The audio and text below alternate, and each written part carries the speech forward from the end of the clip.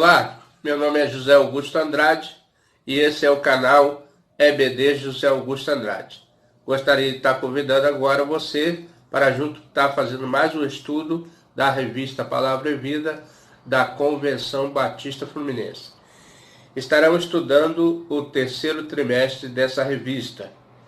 Quem escreveu foi o pastor Mauro Estélio Chances, pastor titular da Igreja Batista em Parque Alian, São João de Meriti, Rio de Janeiro, desde 1994. O primeiro vídeo eu fiz a biografia completa desse pastor, então se os irmãos quiserem lá ver no primeiro vídeo, estará na descrição do canal. E o tema central dessa revista é generosidade em tempo de escassez. E o título da lição dessa semana é Generosidade no Cuidado. Estamos estudando a lição 3. Essa lição tem como texto base 1 Pedro 4:10. E desde já nós queremos fazer o agradecimento a esse querido pastor, né? Que faz parte da Convenção Batista Fluminense. Vamos ler o texto proposto pelo pastor, que está em 1 Pedro 4:10, que diz assim: cada um administre aos outros o dom como o recebeu, como bons despenseiros da multiforme graça de Deus. Vamos ler novamente. Cada um administra aos outros o dom como recebeu, como bons despenseiros da multiforme graça de Deus. Então, que o Senhor possa estar abençoando esse estudo e assim nós vamos dar prosseguimento. Irmãos, queremos também começar esse estudo com algumas perguntas a serem feitas. A primeira pergunta é: você consegue perceber que quem é você e tudo o que tem pertence exclusivamente a Deus? Você sabe disso? Você tem ideia disso? Segundo ponto, seu estilo de vida inclui servir bem a Deus como mordomo fiel? Essas perguntas, irmão, nós que vamos refletir, cada um vai fazer seu análise, né? Terceiro, seu estilo de vida inclui servir bem as pessoas em cuidado, né? O cuidado é importante, né? O quarto, sua vida pode ser vista como uma doação completa às obras de Deus no mundo? Então, irmãos, a partir dessas perguntas, nós estaremos fazendo a reflexão desse estudo proposto pelo pastor, o pastor Mauro Estélio Chances. Então, generosidade no cuidado. O termo mordomia sofreu uma deturpação ao longo do tempo devido ao mau uso. Antigamente falava que, principalmente no serviço público, que existia mordomia, né? O termo passou a ser usado referindo-se a regalias e favores concedidos, especialmente pelos que detêm o poder, ou das grandes empresas aos funcionários de alto escalão. Então, já achava que mordomia era ter casa, carro, regalias, né? Além disso, quando pensamos em mordomo, pensamos naquela pessoa de filmes policiais que sempre é incriminado como culpado em algum assassinato. Alguém já assistiu aqueles filmes antigos que tinha um mordomo ali e de repente acontecia um assassinato e eles pensavam logo primeiramente que era um mordomo. Mas esses exemplos certamente não exprimem o sentido bíblico da mordomia cristã. Então, esse termo não se aplica na vida cristã. Vejamos o que diz a Bíblia e tem a nos dizer sobre o mordomo. Em 1 Pedro 4:10, é o texto que nós lemos, né? Cada um exerce o dom que recebeu para servir aos outros. Então, Deus deu esse dom a gente, administrando fielmente a graça de Deus e suas múltiplas formas. Então, nós podemos servir a Deus de várias formas, né? Portanto, que todos nos considerem como servos de Cristo, encarregados dos mistérios de Deus. O que se requer destes encarregados é que sejam fiéis. Então, no mínimo que Deus espera é que nós sejamos fiéis. 1 Coríntios, eu acho que esse texto que nós lemos aqui, mas vamos conferir. Eu gosto sempre de estar conferindo os textos, né? Na verdade, a escola bíblica é estudar a Bíblia, né? Então vamos lá. 1 Coríntios 4. Como já falei, nós não perdemos tempo, nós investimos tempo quando lemos a Bíblia. Que os homens nos considerem como ministros de Cristo, dispenseiros dos mistérios de Deus. Além disso, requer dos dispenseiros que cada um se ache fiel. Então, é o que Deus espera de cada um de nós como cristão. A mordomia, em sentido bíblico, é um princípio espiritual. Então, ela é um princípio espiritual, né? Pelo qual o cristão se reconhece a Deus como dono de todas as coisas. Quando nós deixamos Deus trabalhar na nossa vida, por isso que o maior mandamento é amar a Deus sobre todas as coisas. Quando você ama a Deus sobre todas as coisas, você entrega todas as coisas na mão dele, né? Porque na verdade, todas as coisas são dele. Cada cristão carrega consigo a responsabilidade de cuidar daquilo que Deus lhe confiou a partir do seu próprio corpo, estendendo aos seus bens material e até a natureza criada. Você vê que Deus requer que nós guardamos o nosso corpo, os bens que Ele depositou para que nós geríssemos, e também, irmãos, eu sempre pensei nisso e agora vem mais a confirmação, e até a natureza criada. Quando nós vamos lá para o Gênesis, uma das atribuições primeiras que Deus deu ao homem é que nós zelássemos pelo jardim. E Deus quer que nós cuidemos da natureza também. Sim, a Bíblia traz em si uma linda mensagem ecológica, incentivando-nos a cuidar da natureza de Deus como seus mordomos. Então todos nós somos responsáveis para cuidar da nossa casa. A nossa casa é este planeta, né, que nós vivemos atualmente, mas futuramente estaremos com Cristo nos céus.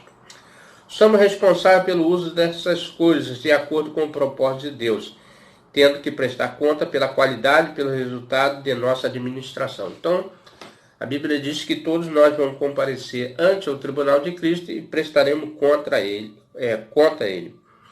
Então, irmãos, essa é a introdução desse estudo maravilhoso que faz com que nós tenhamos cuidado das coisas de Deus, zelosos pelas coisas de Deus. Então, mordomo quer dizer zeloso pelas coisas de Deus.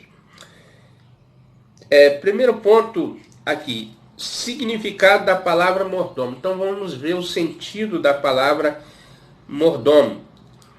O significado da palavra mordomo, da palavra neotestamentário, traduzido por mordomo, é administrador da casa. Isso está em Lucas, nós vamos ver versículo Lucas 16, vamos lá, Lucas 16, versículo 2, né? Então diz assim: e ele chamando disse que é isso que ouço de ti, presta conta da tua mordomia, porque já não poderá ser mais o meu mordomo. Então, Deus vai pedir conta daquilo que nós fizemos. O mordomo era aquele que se encarregava da responsabilidade de ordenar corretamente os assuntos e interesses do seu senhor. Era um servo responsável de confiança. Então, nós como crentes de Cristo e filhos de Deus, nós também somos servos de Deus, servimos com prazer. No Antigo Testamento, um típico exemplo de mordomo responsável foi José. Aliás, meu nome é José, né? Tendo sido vendido como escravo no Egito, trabalhou na casa de Potifar e deixou a seu cuidado a sua casa.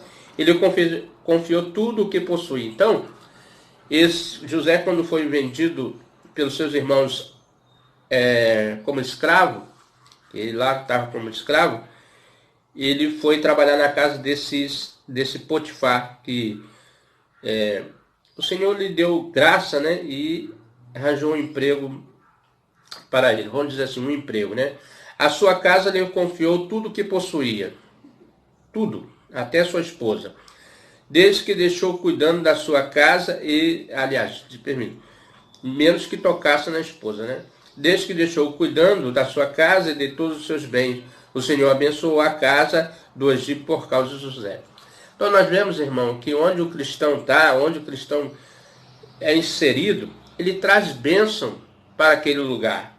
Uma nação evangelizada vai ter muito mais pessoas amando a Deus do que uma pessoa que não conhece a Deus, porque ele teme a Deus. O princípio da sabedoria, diz a palavra, que é o temor a Deus. Quando você teme a Deus, você não rouba, você não mata, você não faz uma série de coisas que desagradam a vontade de Deus. Então vamos ler Gênesis, a história de José, 39, rapidinho aqui, né? Está em Gênesis 39,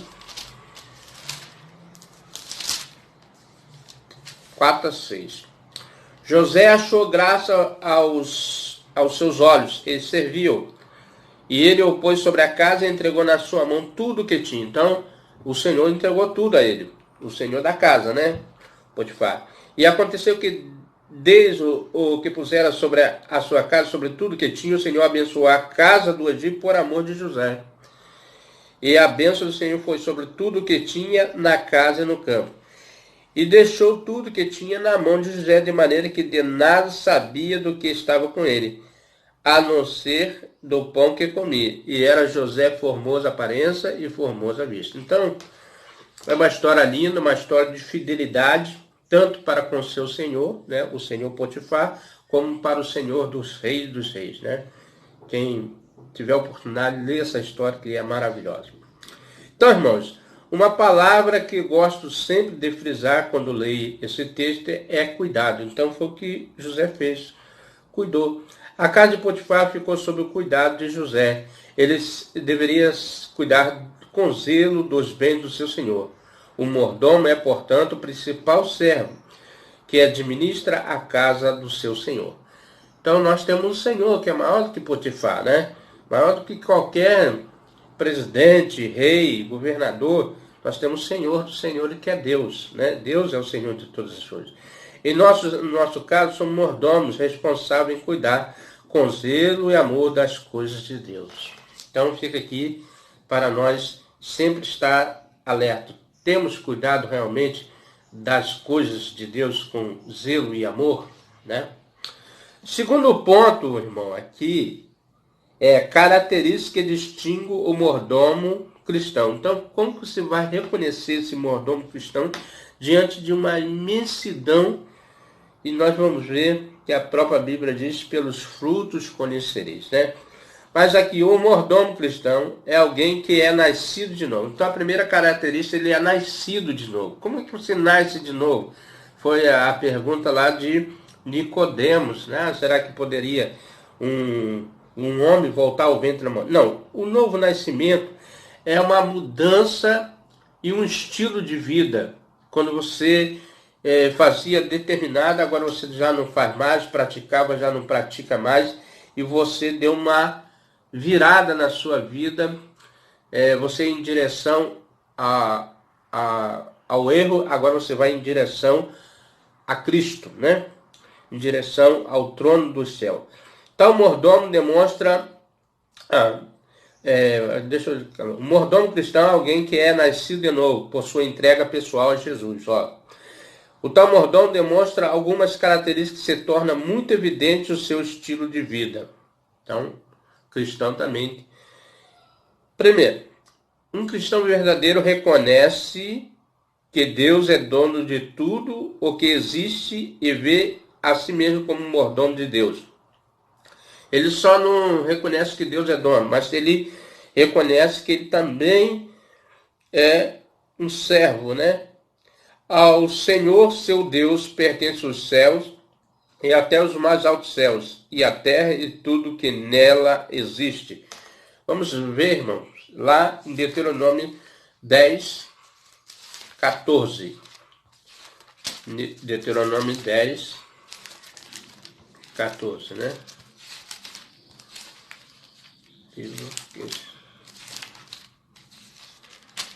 Aqui. Eis que os céus e os céus dos céus são do Senhor, teu Deus, e a terra e tudo que nela há. Então, irmão, muitas pessoas estão enganadas sobre a relação a Deus.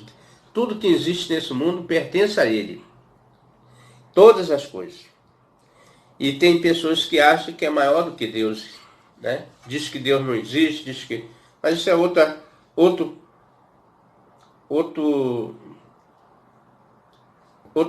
propósito, né? Não estamos querendo agredir ninguém. B. Compreende que Cristo é o seu Senhor. Então nós reconhecemos que Cristo veio a esse mundo. Ele veio como Salvador, Redentor, Salvador, Senhor. Ele é o Filho de Deus.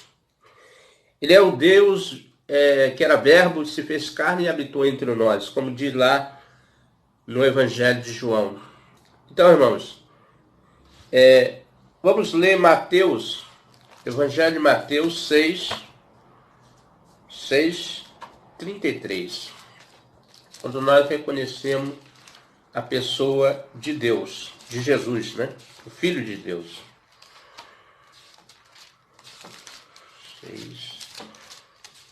6:33.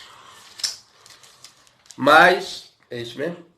Mas buscai primeiro o reino de Deus e a sua justiça, e todas as coisas vos serão acrescentadas. Então, quando nós compreendemos que Cristo é o seu Senhor, nós devemos buscar o seu reino. Nós devemos buscar Cristo. Nós devemos buscar ao conhecimento do Pai. C. Esforça em perceber o propósito. Esforça em perceber o propósito de Deus para a utilização de cada bem material que possui. Então Deus deu bens, deu dons e bens a cada um para ser utilizado na obra dele. Ninguém é incapaz de não fazer a obra de Deus. Ninguém. Basta a pessoa se dispor a fazer.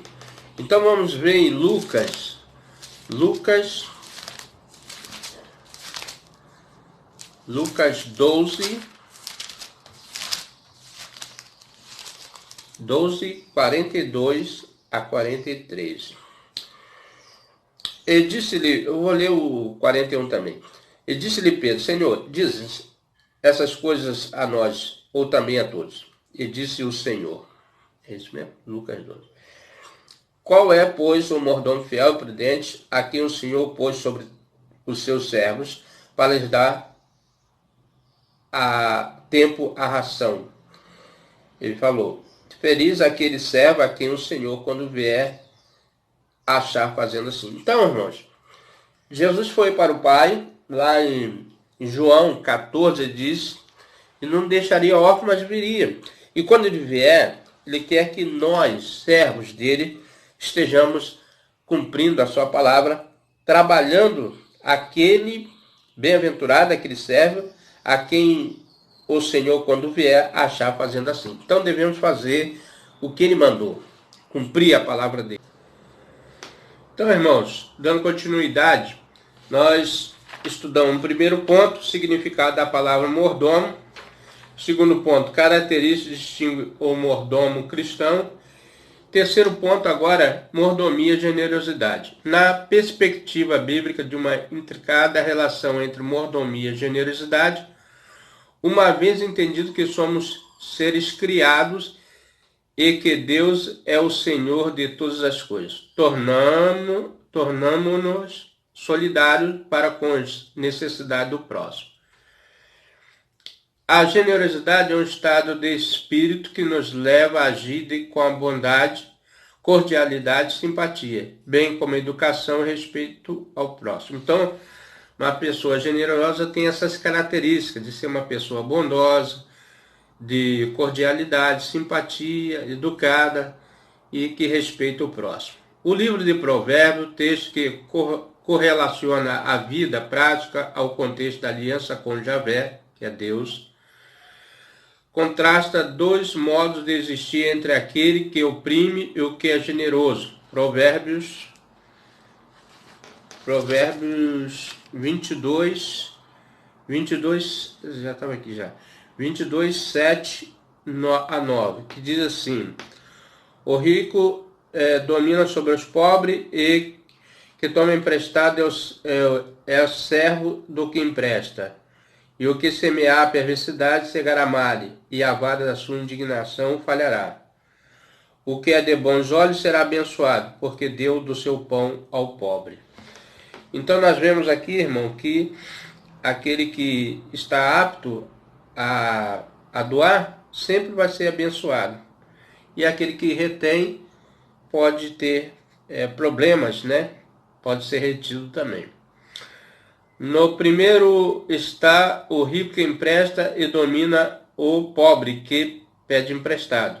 Observe que o verso 8, o que semear a perversidade cegará males, olha só, cega males, e a vara da sua indignação falhará. O caminho da opressão e egoísmo de uma ruína e desgraça.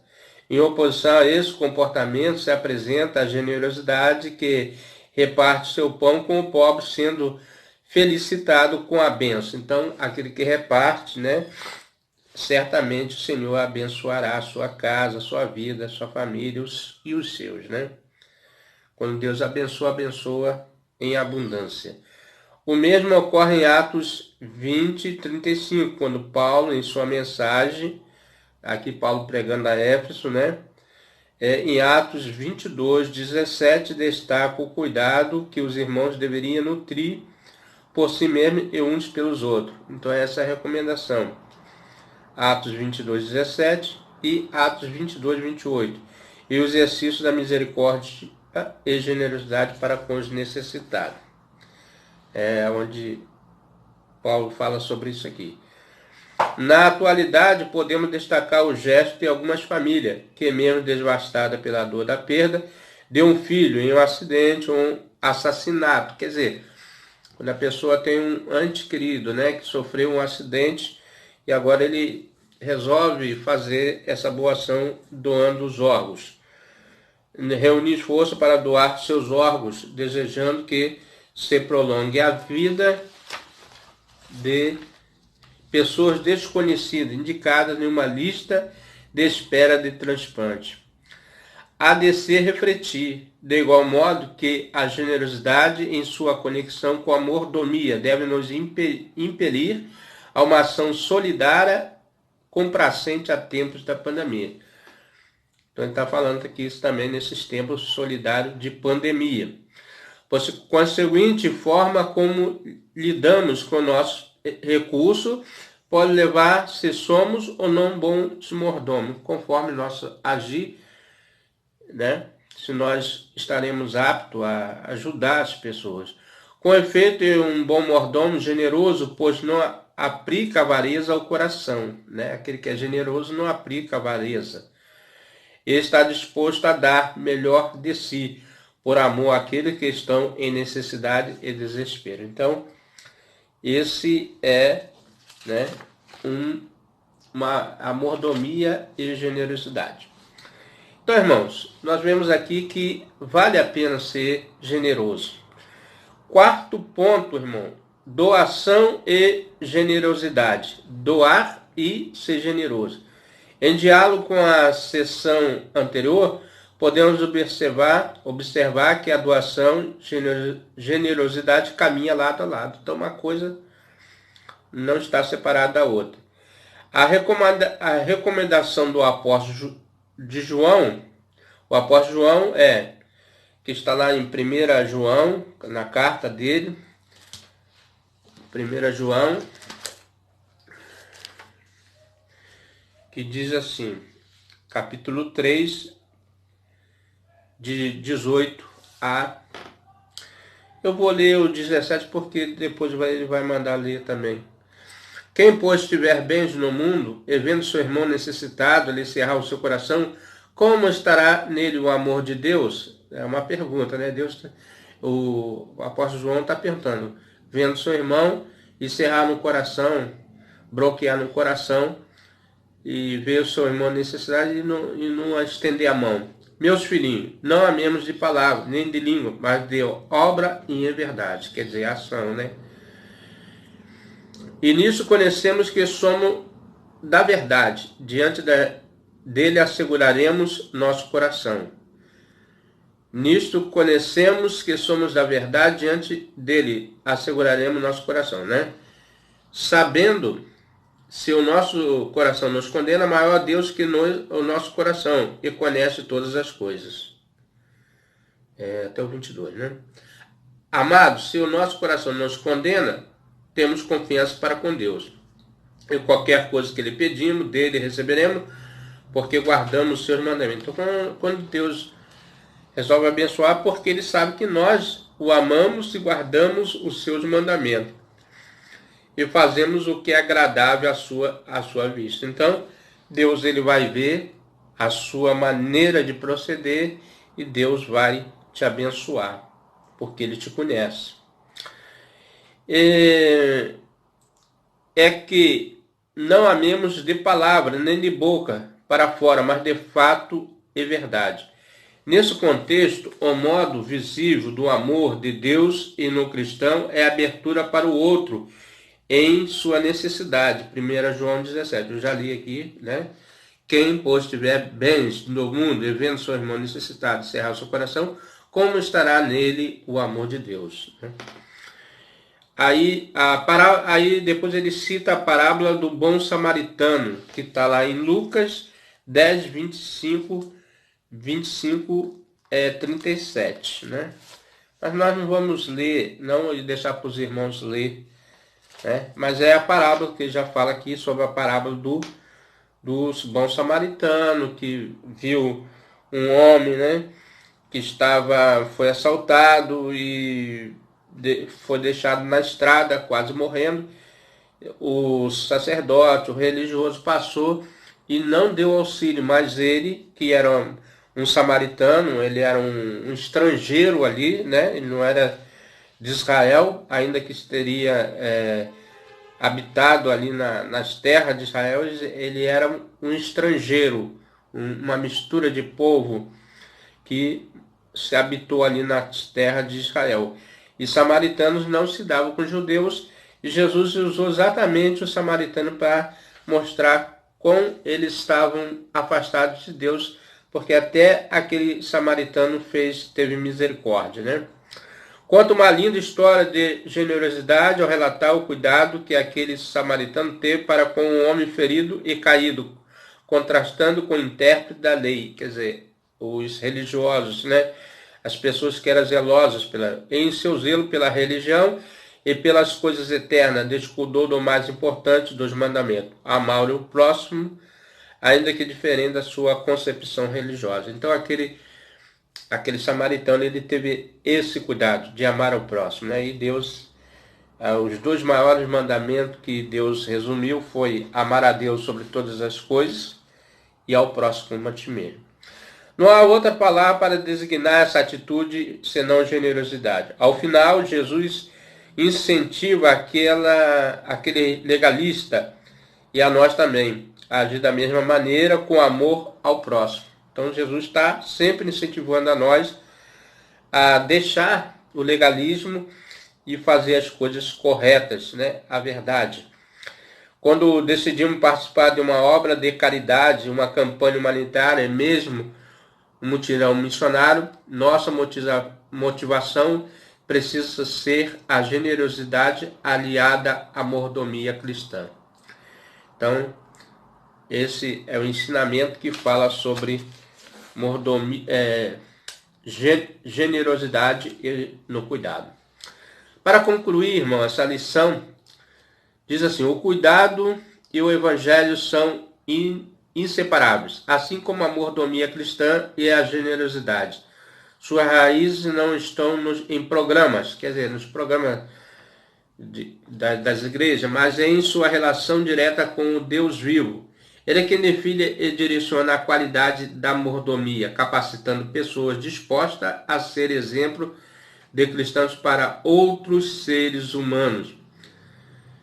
e os motiva para serem cuidadosos com a sua criação e a proclamação do Evangelho. Através da generosidade, do cuidado com o Evangelho, nós estamos com o irmão, com os semelhantes, nós estamos sempre proclamando, assim, sem, às vezes, até sem falar com a boca, mas só com as atitudes, já está demonstrando que você é um cristão.